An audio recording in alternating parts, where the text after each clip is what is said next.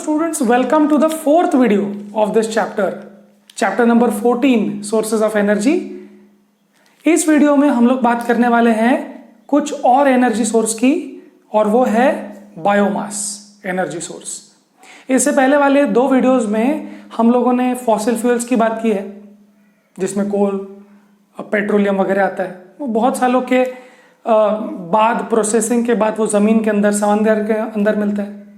फिर हमने बात की थी थर्मल पावर प्लांट, जहाँ पर हम फॉसिल फ्यूल्स यूज़ करके ही इलेक्ट्रिसिटी बनाते हैं, और हाइड्रो पावर प्लांट जहाँ पर वाटर की काइनेटिक एनर्जी से हम लोग टरबाइन घुमाते हैं और इलेक्ट्रिसिटी बनाते हैं। अब हम जो एनर्जी सोर्सेज की बात करने वाले हैं वो है biomass energy source.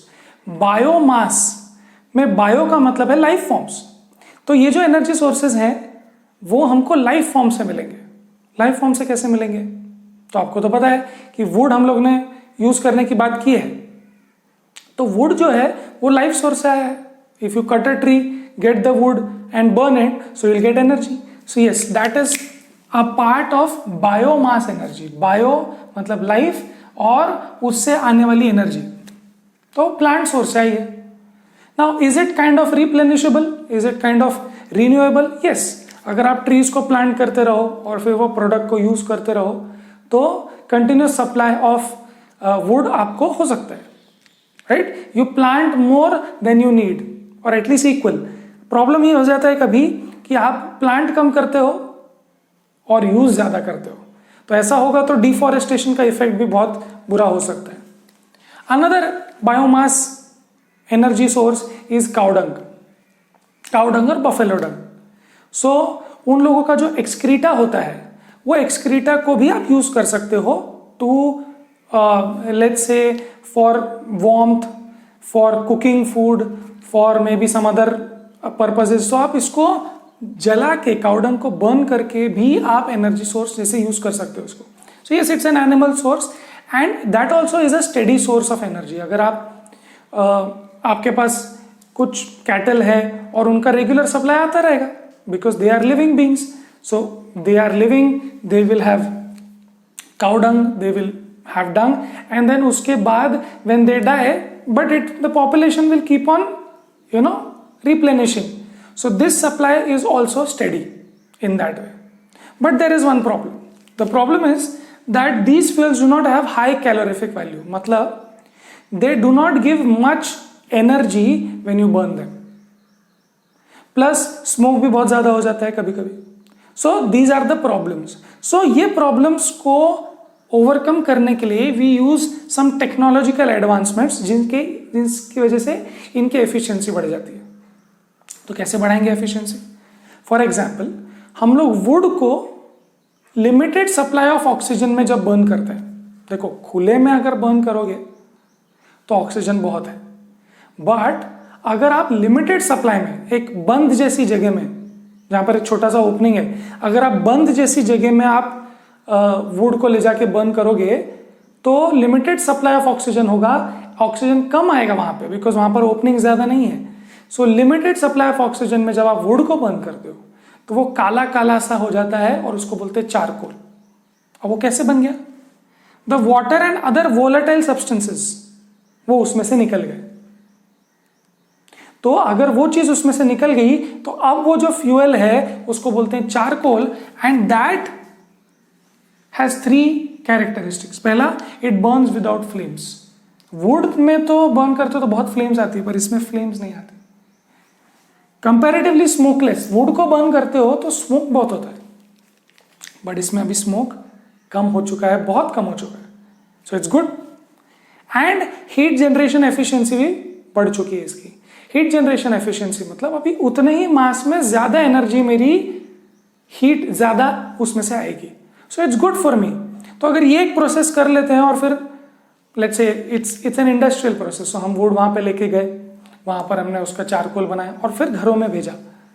So transportation cost will reduce because अब वजन कम हो चुका है, water and other volatile substances have gone.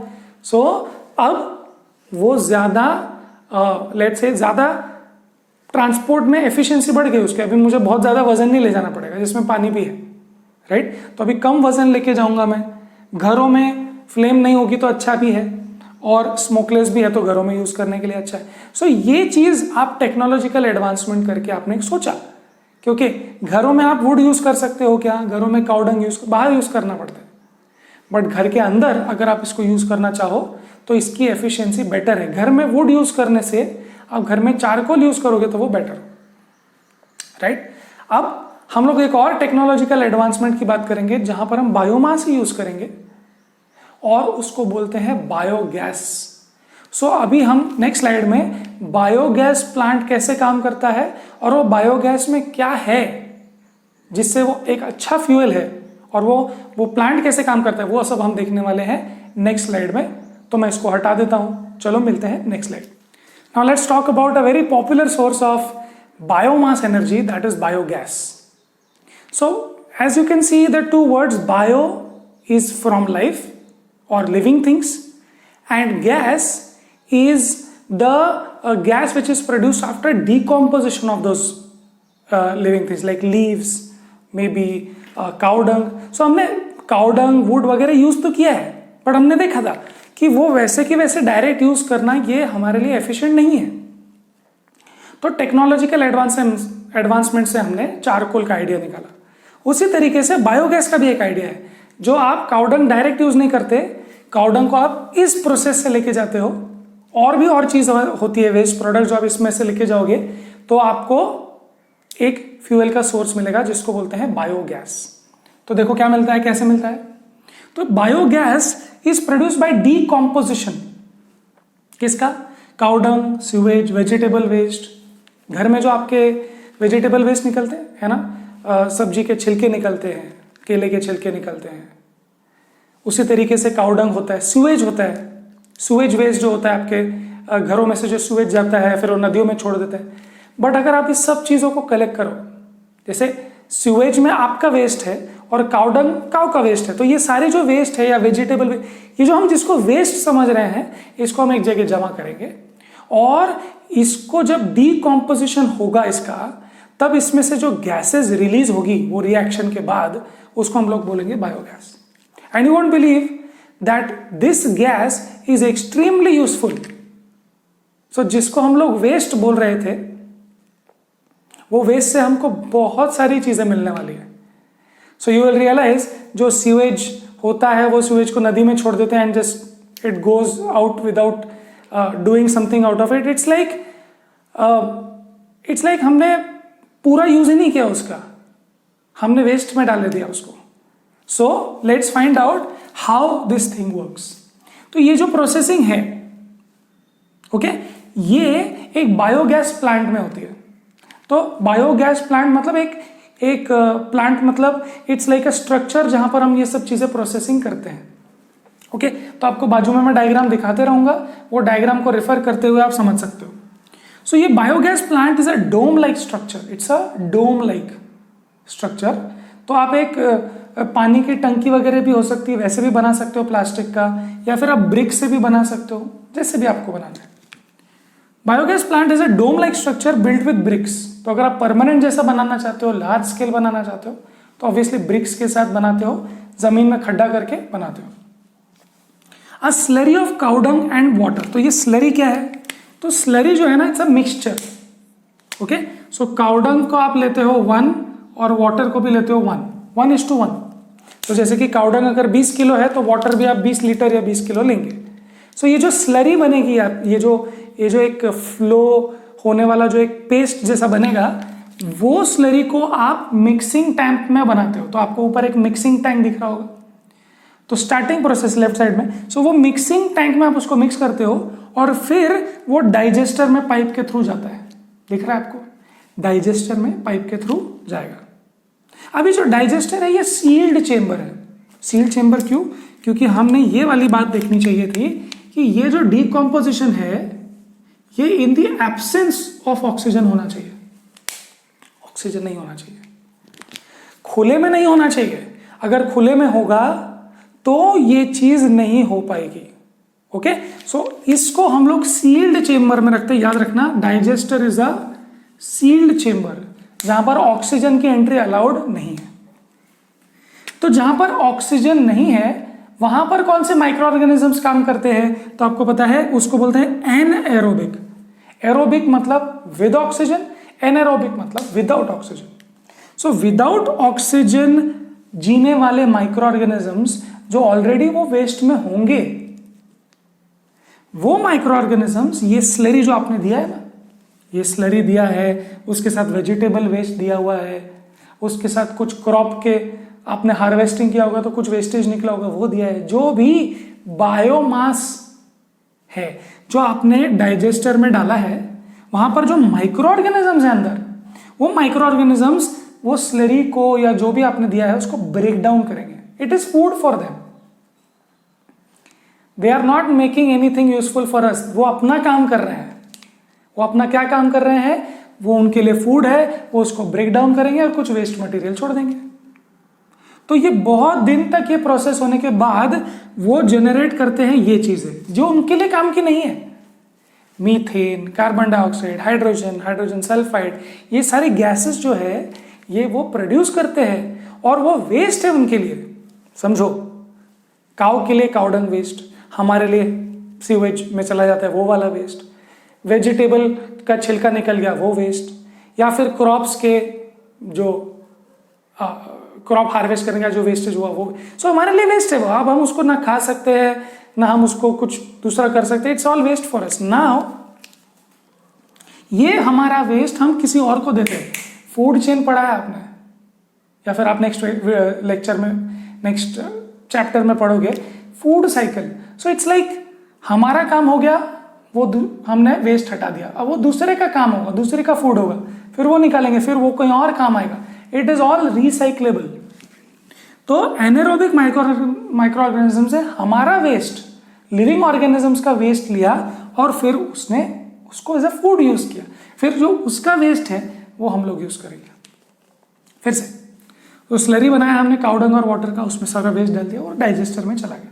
Digester में ऑक्सीजन की एंट्री अलाउड नहीं है, वहां पर ऑक्सीजन की एंट्री नहीं होगी तो एनारोबिक माइक्रो ऑर्गेनिजम्स एक्टिव होंगे और वो स्लरी को ब्रेक डाउन करेंगे, वो उनका प्रोसेसिंग करेंगे और ये सारी गैसेस निकलना स्टार्ट हो जाएगी। और ये वाली गैसेस हमारे लिए फ्यूल है, यही तो है बायोगैस।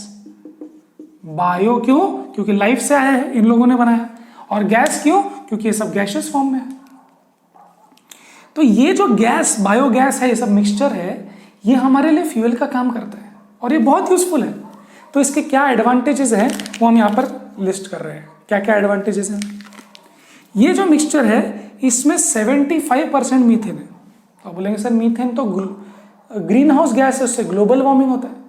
वो होता होगा अगर हम खुला छोड़ दे तो, बट यहां पर मीथेन को हम एज अ फ्यूल स्टोव में इलेक्ट्रिसिटी प्रोड्यूस करने में उसको बर्न कर देंगे तो खत्म हो गया, right? So it is then converted to some other gases. So 75% इसमें मीथेन के आसपास हो सकता है और ये बहुत अच्छा फ्यूल है। Methane is a very very good fuel. It burns without smoke, it's like LPG, कोई स्मोक नहीं और रेसिड्यूज तो होते ही नहीं है ऐश के जैसे। जैसे वुड में ऐश निकलता है, चारकोल में निकलता है, तो कुछ रेसिड्यू निकलता ही नहीं है इसमें। रेसिड्यू है ही नहीं, क्या है? गैस तो है, क्या रेसिड्यू निकलेगा? It has high heating capacity. इसकी कैलोरीफिक वैल्यू, जो हमने वर्ड बार बार यूज किया है, कैलोरीफिक, कैलोरी वैल्यू मतलब आप कितना गैस बर्न करने पर कितना आपको एनर्जी मिलता है। तो बहुत एनर्जी मिलता है, हाई हीटिंग कैपेसिटी है उसकी, बहुत अच्छा, बहुत एनर्जी उसमें से मिलती है। Can be use for cooking and electricity production. Cooking के लिए तो आप स्टोव में यूज कर ही सकते हो, थोड़ा प्रेशर कम आता होगा but you can manage that. But आप उसको इलेक्ट्रिसिटी के प्रोडक्शन के लिए भी यूज कर सकते हो, थर्मल पावर प्लांट्स में जैसे करते हैं। Yes, you can do that. Slurry left behind is excellent manure rich. So अभी क्या हुआ कि जो हमने डाइजेस्टर में से डाला वो गैस ऊपर टैंक में स्टोर हो गई, फिर जो बच गया ना सॉलिड अभी भी बचेगा, वाटर अभी भी बचेगा शायद, तो जो भी सॉलिड लिक्विड बचा है उसको भी आप यूज कर सकते हो। It is an excellent manure fertilizer. It is an excellent fertilizer. It's a natural organic fertilizer, कुछ भी आर्टिफिशियल नहीं है इसमें। It is rich in nitrogen and phosphorus. देखो काउडंग में हमारे सीवेज में नाइट्रोजन होता है।